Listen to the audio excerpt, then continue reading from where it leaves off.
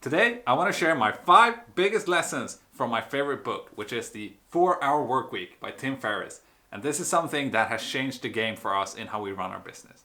So stay tuned to learn more about the book and why you should read it and how you can implement it in your business. Let's go! This is my favorite book for multiple reasons. It's a book written by Tim Ferriss. You maybe have heard his podcast, it's fantastic. But this was his first work and it was released around 2009. So it has 11 years and it's still one of the best books on business that I know. And I'm going to share with you why. So some of my first thoughts when I read it was that it must be a scam. No one can work for 4 hours a week. That must be a trick, a scam, something he makes quick money off, and it must just be bullshit. But there's so many good lessons in this book in between these pages that if you apply them, your life will drastically improve.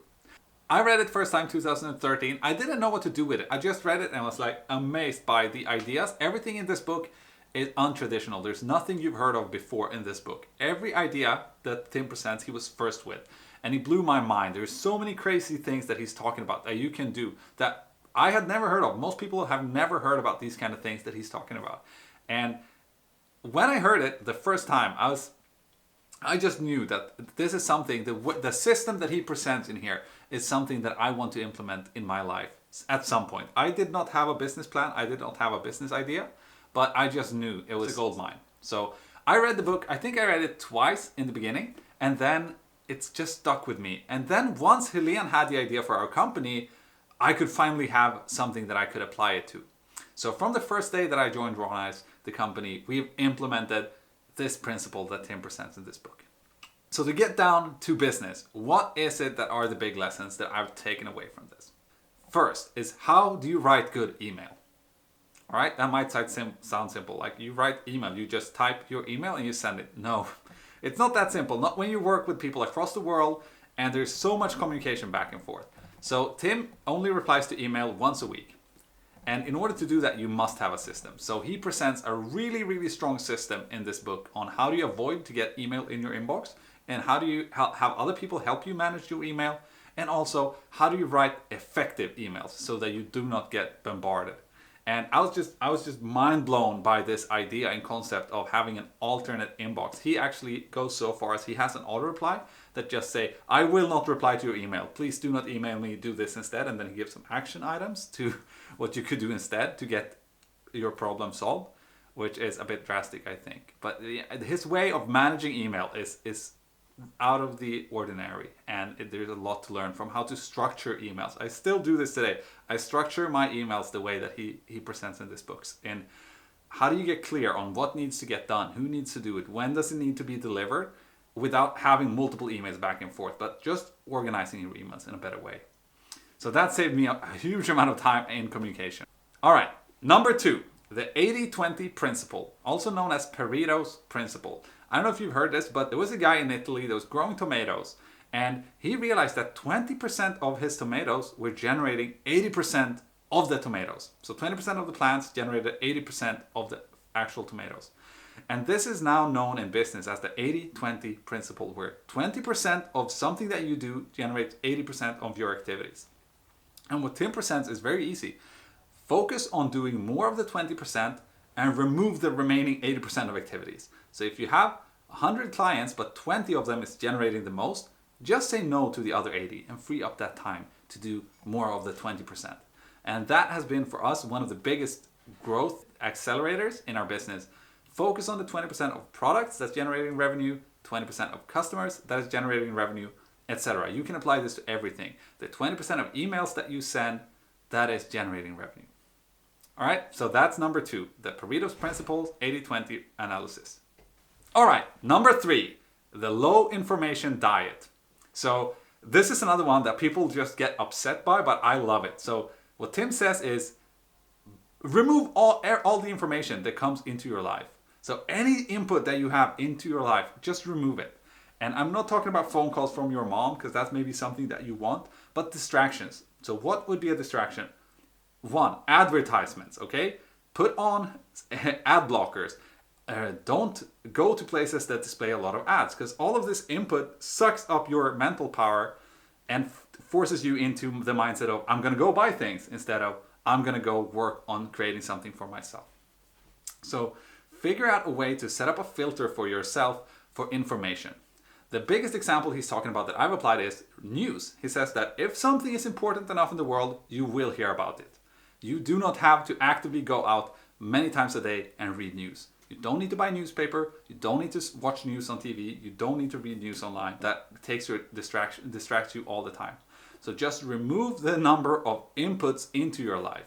And if something is important enough, it will reach you, and then you will know because you will be affected by it. If it doesn't affect you, he says that you don't need to know it. I know some people think this is controversial, but I love it. I think it's genius that you can take control of what's coming into your life. So the low information diet is number 3. Okay, number 4. And this is to outsource repeating tasks. So for me, I'd never heard of this, but there is actually ways that you can have people work for you to do the things that are repeating. Or if you build a system, then you can teach others how to maneuver within that system and also improve the system. So I've talked about this before in the past, that business owners don't do all of the work. And that is because they have trained staff in systems that work for them and make it better. So it never crossed my mind before that you can actually take tasks that's on your to-do list and you can build a system for how to solve this repeatedly and then give it to someone else and have them do it moving forward. So I just talked to a girl on the phone, and she was doing everything herself, and it just sucked up her time. And I told her that maybe you can hire someone to do some of the tasks, create a system for it, and then hand it over and have someone else do it.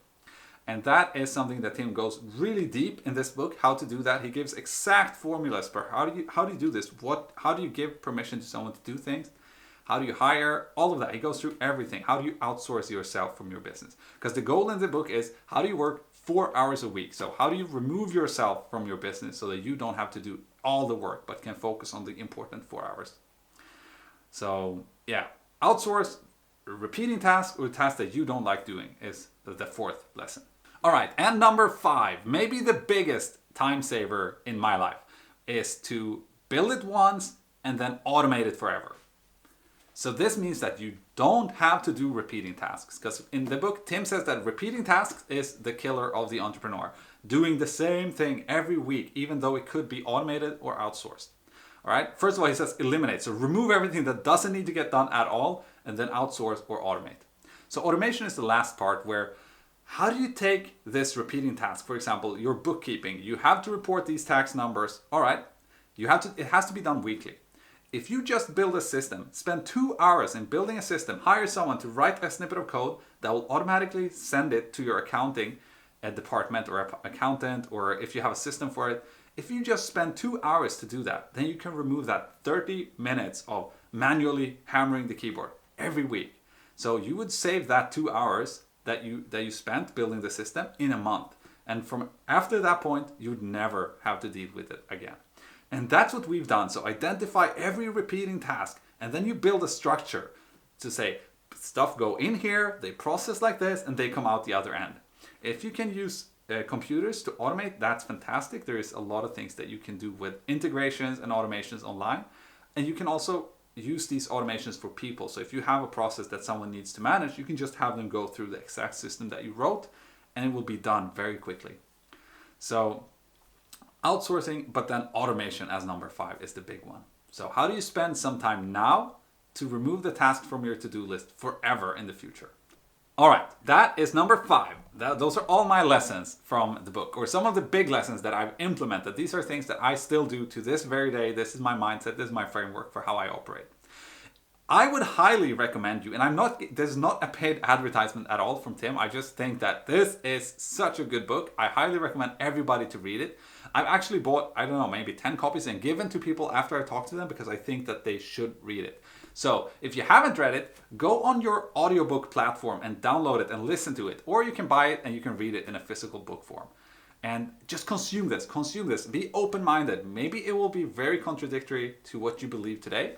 But if you open your mind, you will see things that you haven't seen before. And you will be amazed by the results. If you implement it. All right?